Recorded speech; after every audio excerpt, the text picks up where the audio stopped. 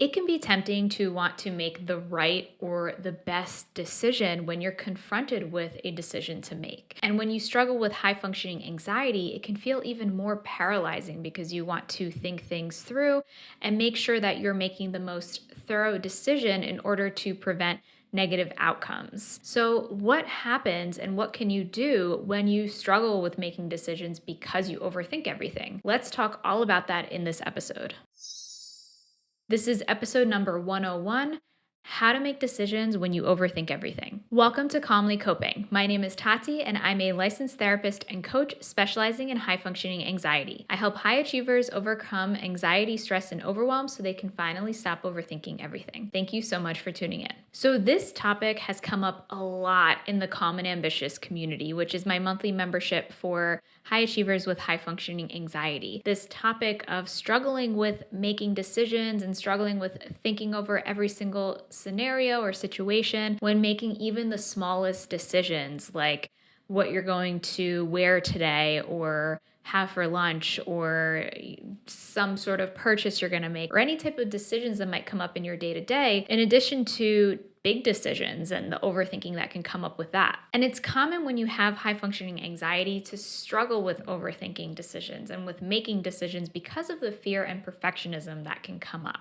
And if you aren't sure if you have high functioning anxiety or not, then you can take my free quiz by going to hfaquiz.com. That's going to let you know whether or not you have high functioning anxiety and give you your personalized resources and recommendations so you can take the next steps forward towards feeling calmer and more fulfilled. I'm going to share first why you struggle with making decisions, and then we'll talk about my tips and steps for how you can deal with it and cope with it when you are in a place of struggling with overthinking and trouble with making decisions. So first, let's talk about the why, and that can be because of fear and anxiety. So you might struggle with wondering, what if I make the wrong decision? Or what if I regret my decision? Or what if something bad happens? And so one example I can provide is when it came to me deciding which podcast episodes I wanted to record. So I have a list of 50 ideas for upcoming podcast episodes because sometimes it seems like the ideas are never ending. And they come from just ideas that come to me. They come from suggestions from you, the listeners, which I highly appreciate and always take into consideration your feedback and your opinions. And also they come from work with my clients, work with my students, and from my work with the members in my Calm and Ambitious membership. So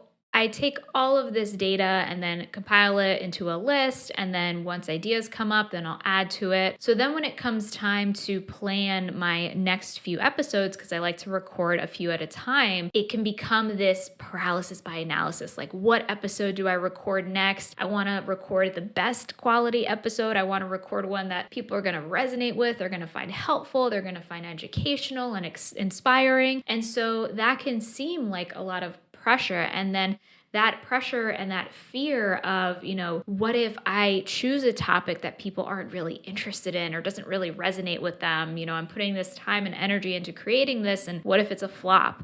Or what if I choose something that doesn't do well? So these fears come up, and then that makes it harder to make a decision because then I feel this pressure, like I need to make the best possible decision. And this can feel paralyzing. This can make it harder to make a decision and then can result in me overthinking things like, well, if I choose this episode, then what is that going to look like? How might people respond to that? And so on and so forth. So this affects me in the way that I approach choosing a podcast episode to record, and even in the whole process of doing so. And I've worked through this throughout the years now of me having this podcast, but it still does come up somewhat. And so another reason why you might struggle with overthinking things is that fear can then turn into perfectionism. So that fear of, well, what if something doesn't turn out right because of that decision that I've made? Or what if I regret my decision? Or what if I make the wrong choice? Can turn into the perfectionism of, I need to make the best choice, or I need to make the right choice. And that perfectionism, again, can hold you back in maybe wanting to research or to put more thought into it,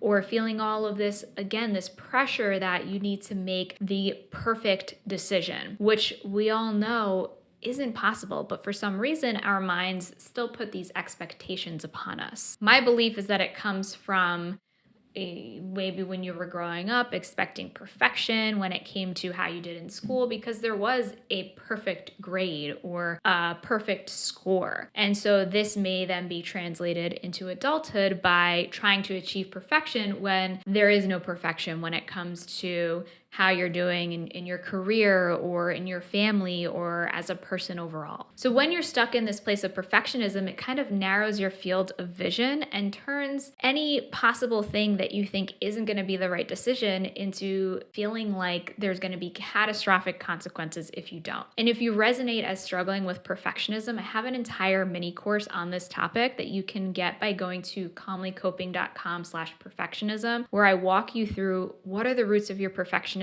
what type of behaviors show up when you struggle with perfectionism, and then how can you work through these in order to start taking imperfect action and in order to start feeling more confident. Now to talk about more of the whys. So that perfectionism can then turn into paralysis by analysis. And so what is this? This is when you become paralyzed by analyzing things. So you might research things, or you might make lists, or you might endlessly think of all of the possible outcomes of all of the possible decisions that you could make. And it can become exhausting because it's really impossible to predict the future and to identify exactly what's going to happen if you make one decision. And we can only make decisions based on the information that we have in the present moment. So now that you know some of the reasons why you might struggle with making decisions and overthinking those decisions, now let's talk about the steps that you can take to get out of this place if you're stuck with overthinking a decision. Maybe it's a big decision, or maybe it's just those small daily decisions. Because the thing is, when we waste and expend energy making decisions throughout the day, that's something that's going to deplete your energy and your willpower. There's a reason why certain entrepreneurs and CEOs will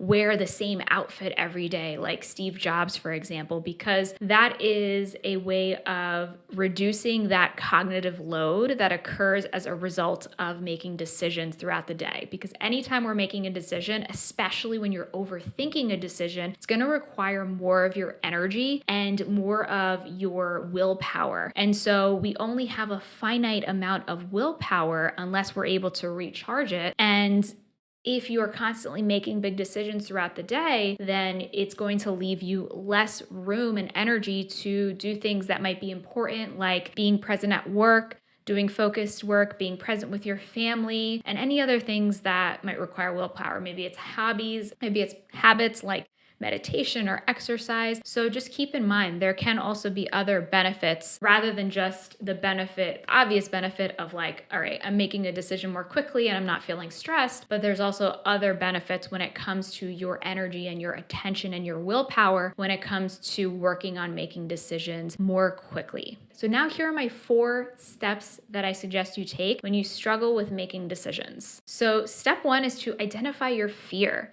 So what is it that you're afraid of that's getting you in this place of overthinking your decision? So I wrote down the fear that I was struggling with when it came to wanting to pick the right podcast episode to record. And so it was, I'm afraid that people won't like what I'm creating, and I'm missing my once weekly opportunity to connect, educate, and inspire people. So sometimes just identifying this fear can be eye-opening because maybe you hadn't really actually thought of, okay, what is it that I'm actually avoiding? What is it that I'm actually afraid of? So bringing that to awareness, writing that down and identifying it in some way is a great first step to take. So then step 2 is to put this fear into perspective. So some examples might be when it comes to that example of choosing a podcast episode, not everybody's going to resonate with 100% of what I'm saying, and that's perfectly okay. I'm doing my best to provide content that I think will be helpful and inspiring, and that's all I can do.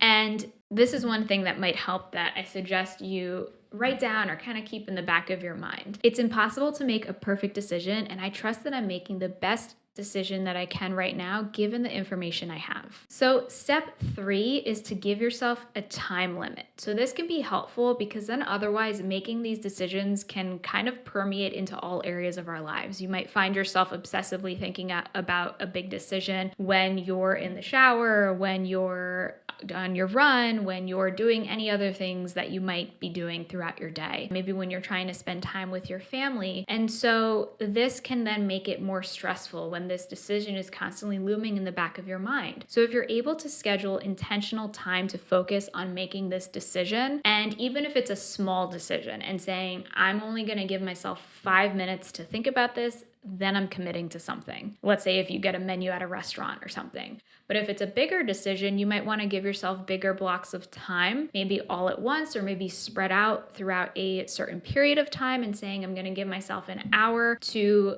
research this and to make this decision, so that you don't get stuck in the place of over researching and overthinking things and then kind of digging yourself deeper into fear and worry and wondering if you're making the right decision. Usually, once we have a certain amount of information, then we are able to make decisions. But if you kind of go overboard and obsess over that information or overanalyze it, then you can get into a place where it's not helping you to make a decision anymore, but it's only stressing you out and making you feel more anxious. So I highly recommend letting go of the urges to Google obsessively or to tell yourself, let me just have a little more time to think about this, and set realistic time limits for making certain decisions. And then step 4 is to commit to it. Because the thing is, doubt might creep in and fear might creep in. And that's just going to happen because, especially if this is a big decision, you might still be struggling with, oh, well, I'm not sure if this is really the best. Like, what if I made the wrong decision? So it's important to recognize that this can be part of the process. So this doubt and these negative thoughts and worries may come up, and that's okay. It doesn't necessarily mean you've made the wrong decision. This may just be fear coming up and trying to protect you. So that's when it can help to commit to it, remind yourself that you've made this decision, and stick to it. And another kind of bonus tip, I guess, is that, depending on the decision, it can help to get an outside perspective, especially if it's a big decision. However, when you're relying on somebody else to make a decision for you because you are just too afraid to make the decision, or when you're reaching out to other people to seek reassurance for a decision, then it can get into the point of where you're ignoring your own signals and your own self-trust and then focusing on other people to give that for you. And that can just result in you being in a place where you don't fully trust yourself and your ability to make decisions, thus making it harder to make decisions in the future and flex this muscle of decision making in the future. Practicing making decisions is just like learning any other skill. It's something that you're going to get better with and more comfortable with over time. And it's really cultivating that skill of self-trust. So the underlying important component is the practice of self-trust. So trusting that you are doing the best you can in any given moment, and you cannot prevent bad things from happening or predict what may or may not happen in the future. Focus on making the best decision you can right now. So your action tip is to use these 4 steps next time you're confronted with making a decision that you find yourself overthinking. I'd love to continue the conversation on this topic. So head over to my free Facebook community, Calmly Coping, by going to calmlycoping.com/group, where you can share your thoughts about this episode and let me know what's underneath your difficulty with making decisions and with overthinking things, and share your tips there as well. I'd love to hear from you. So if you found this episode helpful, then please like and subscribe if you are watching on YouTube, and please leave a review if you're listening to the podcast. While you wait for next week's episode, I have other episodes about decreasing anxiety, adopting a healthy mindset, and managing your time and energy. So be sure to check out these episodes here. Thank you so much for tuning in today, and until next time, be calm.